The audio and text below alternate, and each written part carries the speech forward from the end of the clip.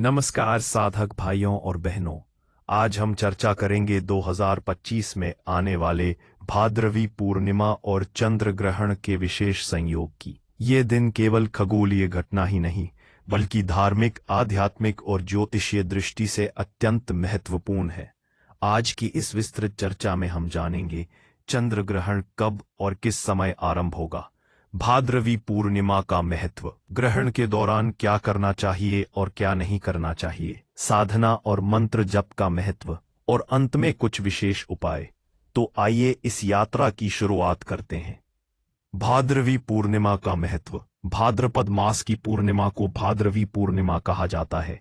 यह दिन सत्यनारायण व्रत और मां अंबा की आराधना के लिए शुभ माना जाता है। गुजरात और राजस्थान में इस दिन विशाल मेले लगते हैं, विशेषकर अंबाजी मंदिर में। ऐसा माना जाता है कि इस दिन किया गया जप, तप और ध्यान सामान्य दिनों से 1000 गुना फल देता है। साधकों के लिए यह दिन आत्मशुद्धि और आध्यात्मिक उत्थान का अवसर है। चंद्र ग्रहण का महत्व। चंद्र ग्रहण तब लगता है जब पृथ्वी सूर्य और चंद्रमा के बीच आ जाती है और चंद्रमा पर पृथ्वी की छाया पड़ती है। धार्मिक दृष्टि से इसे अशुभ माना जाता है, लेकिन साधना की दृष्टि से यह अत्यंत फलदायी होता है। प्राचीन ऋषियों ने बताया है कि ग्रहण के समय वातावरण में विशेष ऊर्जा उत्पन्न होती है। इस ऊर्जा का उपयोग साधक ध्यान और मंत्र जप में करके शीघ्र सिद्धि प्राप्त कर सकता है।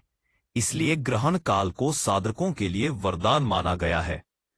चंद्र ग्रहण का समय। अब बात करते हैं सबसे महत्वपूर्ण बिंदु की, ग्रहण का समय। ग्रहण का आरंभ, मध्य और मोक्ष का समय अलग अलग होगा। ग्रहण शुरू होने से लगभग 9 घंटे पहले सूतक काल शुरू हो जाता है। लीपात सूतक काल में मंदिरों के द्वार बंद कर दिए जाते हैं।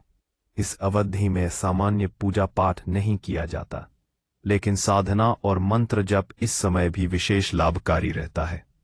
ग्रहण के समय मंत्र जप करें, विशेषकर ओम नमः शिवाय, ओम त्र्यंबकम यजामहे, महामृत्युंजय मंत्र, गायत्री मंत्र। इस बात 7 ग्रहण काल में ध्यान और मौन रहना लाभकारी होता है। स्नान करके शुद्ध वस्त्र धारण करें।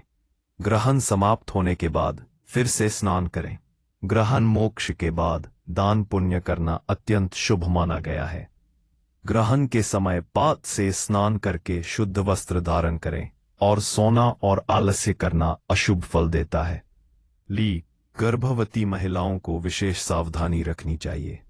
ग्रहण के समय मूर्तियों को स्पर्श करना और मंदिर के द्वार खोलना वर्जित होता है। कोई नया कार्य, व्यापार या शुभ कार्य आरंभ नहीं करना चाहिए। अंदर किया। ग्रहण के समय हनुमान चालीसा का पाठ करने से ग्रहण दोष दूर होते हैं।